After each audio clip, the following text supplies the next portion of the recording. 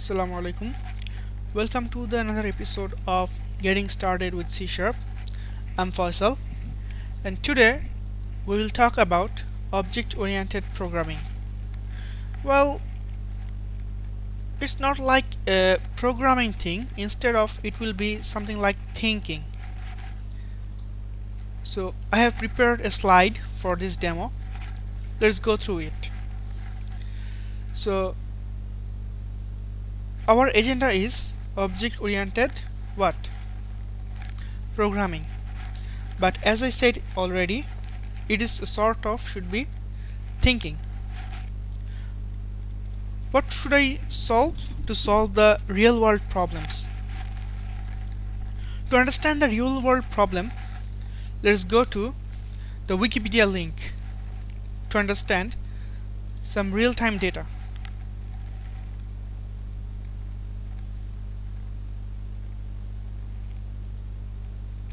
So as you can see here, there are a lot of data.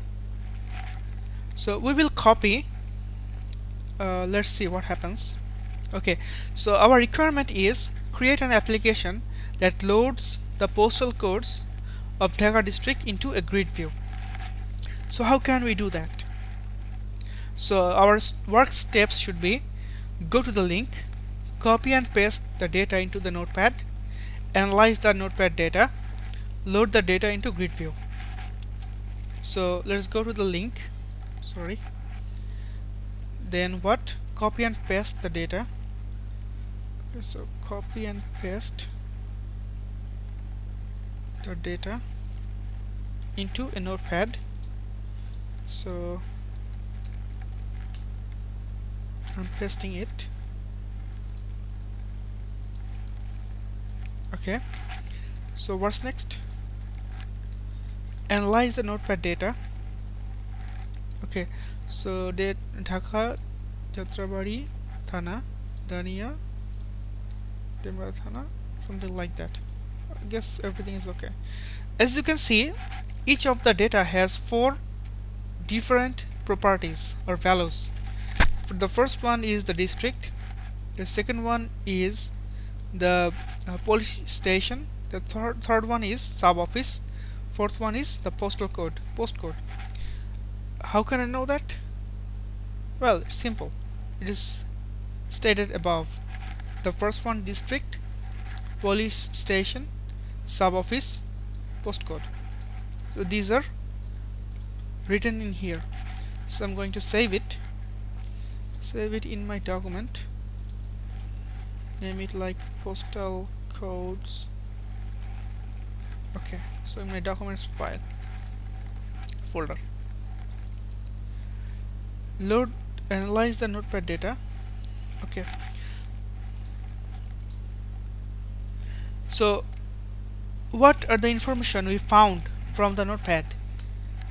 We found district name, we found police station, we found sub office, and we found postcode. How can we manage this data? We can define it as a schema. So we are grouping all of these different data into a single group in a single box, and templating is as a name. We are naming it as postal code. It's a template. So whenever we find or we define a template or schema, how can we interpret that in the code? It's very easy. To do that, let's create a new desktop application. We will name that as postal code search.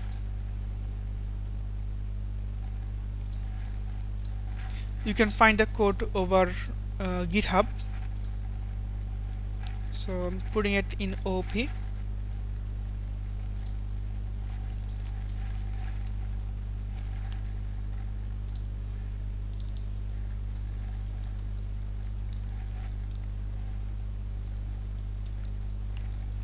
Okay,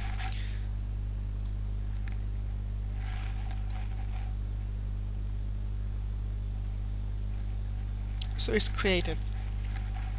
The next thing I need to do to copy the postal code document into our project like this way. And we should not forget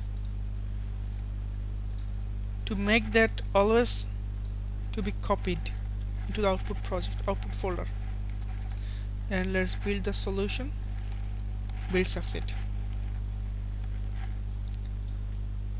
So what we need here is to load the data into the grid view. But when the form gets loading, we want to read the data from the notepad and show it into the grid view. So read from notepad, show in grid view. Reading from notepad is very easy. We have done it in our previous videos. It's stream reader,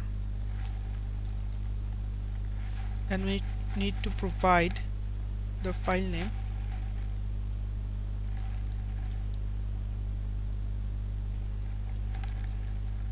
And next we need to read it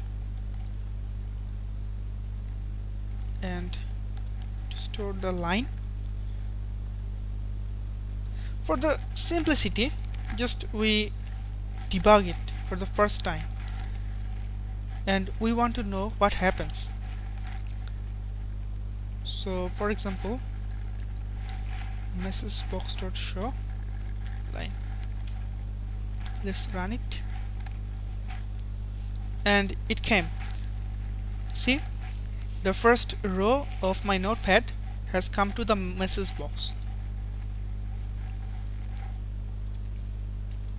So let's check again what's actually in the notepad.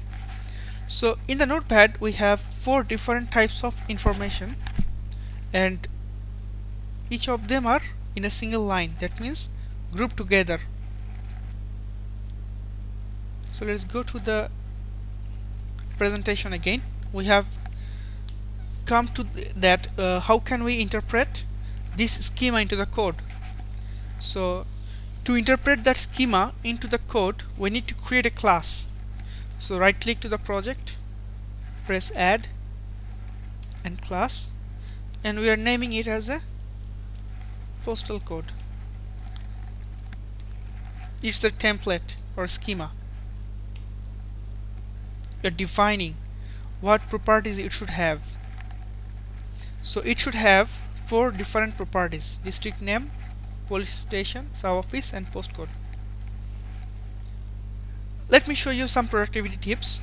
If you press PROP, it will give you auto-generated code. So string district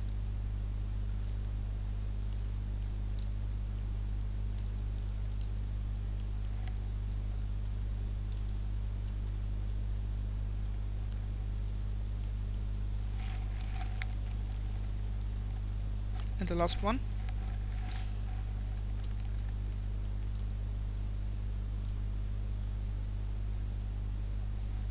Okay,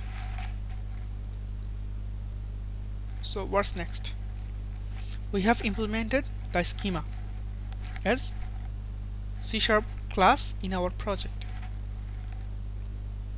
So it's done. So it is the output. Now for example, the schema is not actual holding the data. Suppose you come to me and saying, hey, can I use your data template to organize some of my data? You want to use the definition of the schema or the schema which I defined already, and I'm saying yes, sure. So you need to store the Dhaka as district name. Remember, you are storing some data into the memory RAM. I hope you understand what's the difference between RAM and hard disk. If you don't, please search those. So whenever we run the application and want to store the data into the object, remember, into the object, that means we are storing the value into RAM.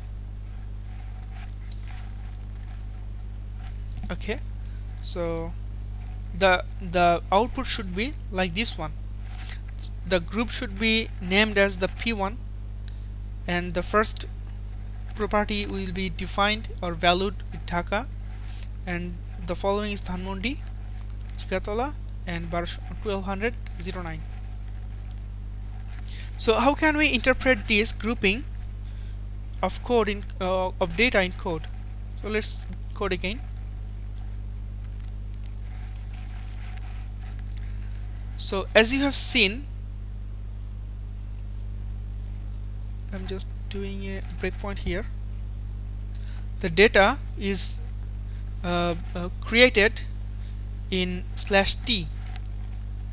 That means tab delimited.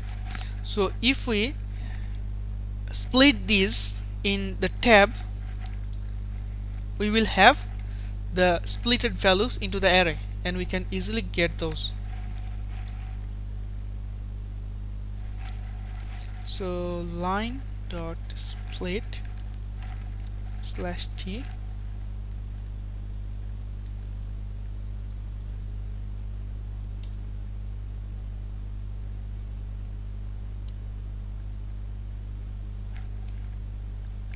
oh sorry, parameter mismatching. It is taking an array of character or an array of string. So let's provide the array. How can I know that it's taking the array? You can see a third bracket over here or here or here. So that means it is taking an array of character or string. So let's create an array and provide it. Sorry.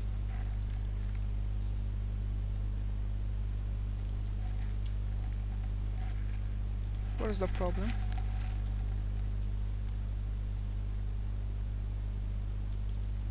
New.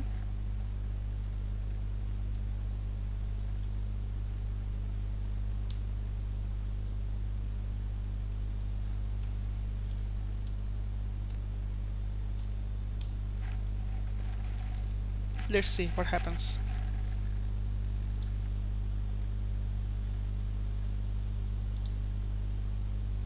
Well, it did not work. In one of my code, it worked perfectly.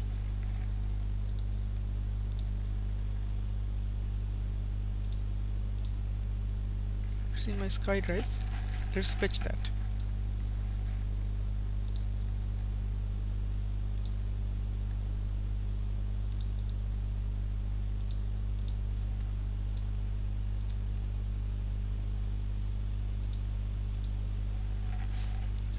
It's having this space, so I'm just copying it.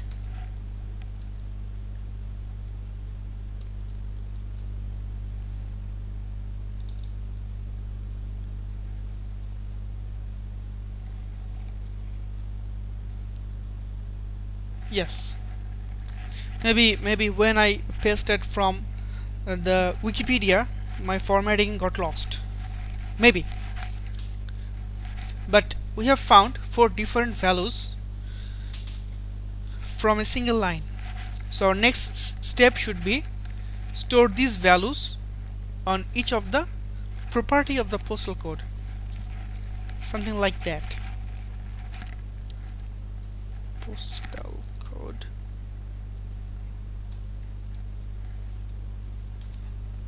We are allocating some space from the memory by this code, and we are asking the storage of the RAM is called like postal1, but what we did here, we named that as P1. So let's name it as P1. So the next one should be storing Dhaka into the first property, but the first property is under the P1, so we should call like P1 dot district. And what should be the value? Strings 0 index, because the 0 was district. P1 dot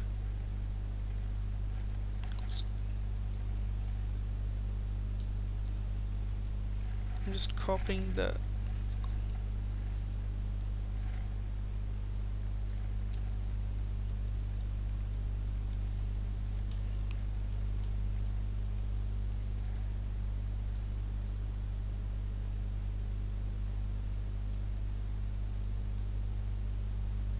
zero, 2 and 3.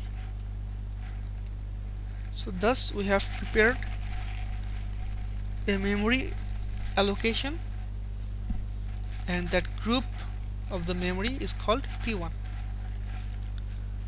The next thing should be creating the list. So the list of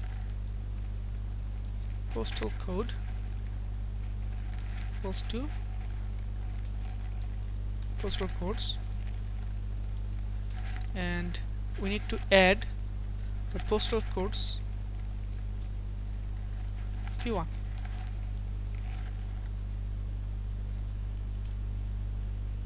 So this is the first video.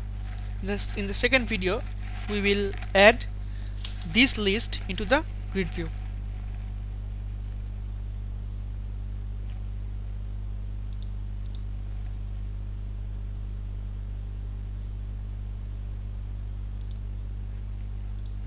Okay, so we will drag and drop the data grid view, unchecking those, and we want to dock that into the form. Let's go to the view code and data source equals to postal code. That's it. As you can see, it's only one row because we have added only one object into the list. But we don't want that.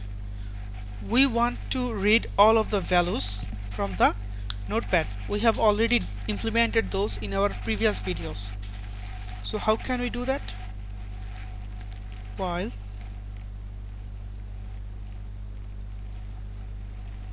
reader dot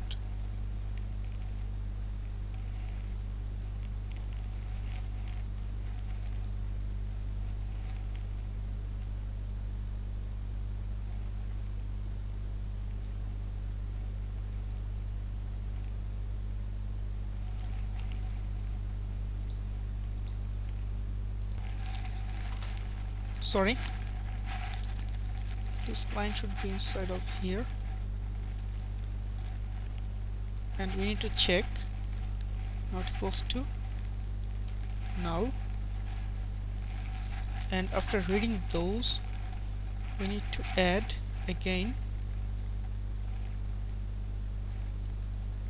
the line, and object creation should be inside of here, and we need to add